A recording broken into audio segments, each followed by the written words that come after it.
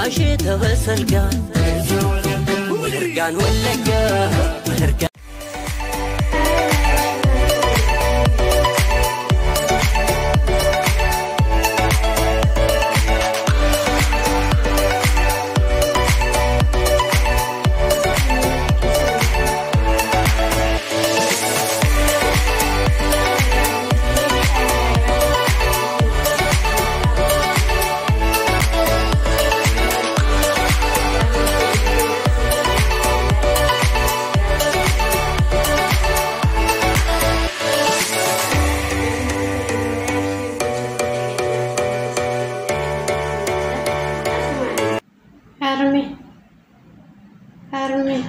Arme, meekan halat. Arme, maljetan talanana. Hojjete fixeessan si hojjete siin jedhe. Akkam gootee dhufte reem? Deemi hojjedhu fixiina ni yisiisinii.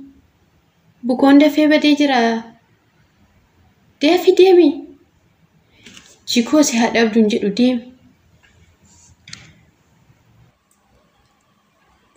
Akkasumatti arme akkasumatti. Uff yaa daa'ima amma nani yisiisinii deemnarraayi maalimmoo goote bukoo gannatte biddeena gubte gubaddean maal goote moo ishiinatti dubbattu gubaddaanu nani monati sana artisti onte dentro kubate yelle chawe dentro chingubata kamitanitti mam nan salbadde otonto chingubata mal jette amati amma yonan tolchine kanaan jenne bicha in tolchine kanaan jenne Davidemo Ya daa'ima barakana akkuma muka nama afoo dhaabbatte akkuma muka silkii kan jedhamu maal kan jedhasan akkuma muka nama afoo dhaabbatti ya daa'ima barakana wayyo barma keenya sana fi haadha ko haadha keenya ol jenneetu jaalalliin beenu akkasitti afoo dhaabbanne toottiin karakkaruuttiin qabu miti waan hin jedhan hojii yoomuu hojjette hojii tokko fiixan baastaati yoomuu makee garuu hojii tokko hin calqabdan xumurtu meekama si godha dhala koon nan gubadde uf na gubdaneettu hojii tokko hin calqabda malee yoo abadan fiixan hin baastu tani maqaan ni galee argalu arme intolchine eelenna harkatti cabde dingata garuu utoon beeknaan cabse Elen cabse har'as ele cabsite engeddas shinii bunaa keessa shinii 12 keessa tokko cabsite 11tti galchite har'ammoo ele cabsite nambate ana kaman godheshi ati dhiiramu dubara siin jedhu amma talaku wayyoo na salphadhe maqaa na balleessite teessa koonna kan jedhane sakoonna akkamittan si barsiis yeroo meeqa sitti ma waan hundumaa yeroo hundumaan si gorsu maalan godheshi amma akkam godhare Bukoon akkam taare akkasitti deemi jeekoo fooda waan goote ittamiti waan an godhuun qabu deemi mataana dhukkubsite ati qaama nana fixaa jirta farda fayyaataati lafa buuse kattirir nama gooti mee akkamitti dubarri qodaa cabsite jechuun safuudha maali kun hin jedhu guddisa baddeenaan jedhu maquma kiyyabbadde maalan godhe jara Malikuni kan akka kana argiin beekwan intalli shiin quxusuun si olitti hojjetti ati garuu akkamitti akka obbartuun beekan tokko immoo kan si balleesse bilbila silkii abbaa keetti meesii harka boosise shii giddiin qabaate isa kan si galaafate malee kan biraa miti silkii jiru silattu hojii maal hojjettaa miti ati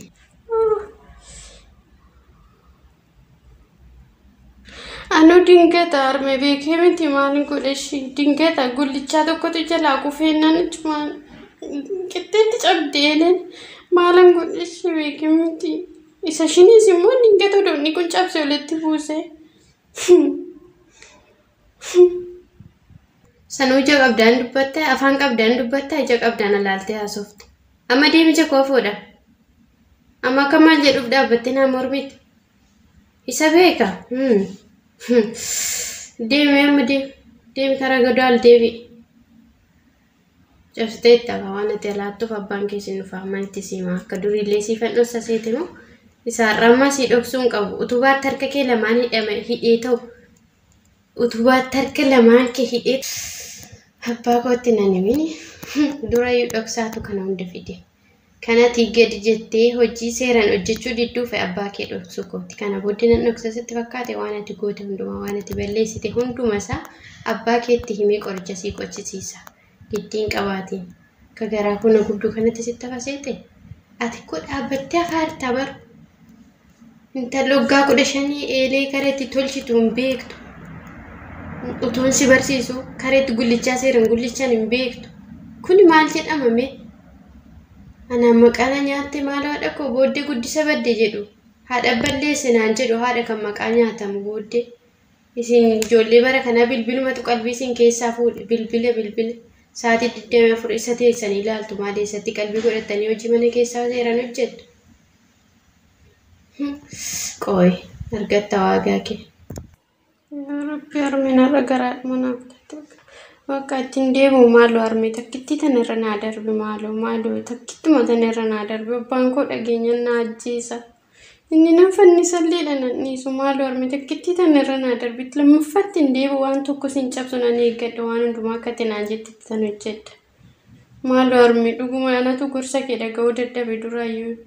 Dhiifama harmee ku takkittii tanarra naa darbe takkittii tana qofa. Tole yaa ta'u amma maalan godhaa miti deemu.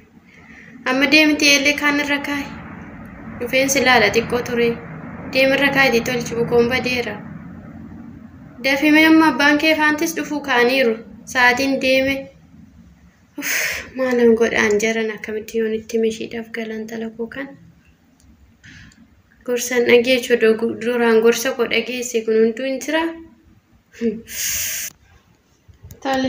Tole harmee koo ulfaadhaadha koo. Naaf jiraadha harmee koo lammaffaa waan tokko hin balleessu. Waan tokko ishiin balleessu. Silkii illee ilaalu kunoo goda kaayeen dhufe ammayyuu. Silkii lammaffaa iddoo inni gahu hin jiru harmee koo. Dhiifama naa godhi kan kanaan duraati fa'u. Seera nan hojjedha hojii hundumaa nan hojjedha.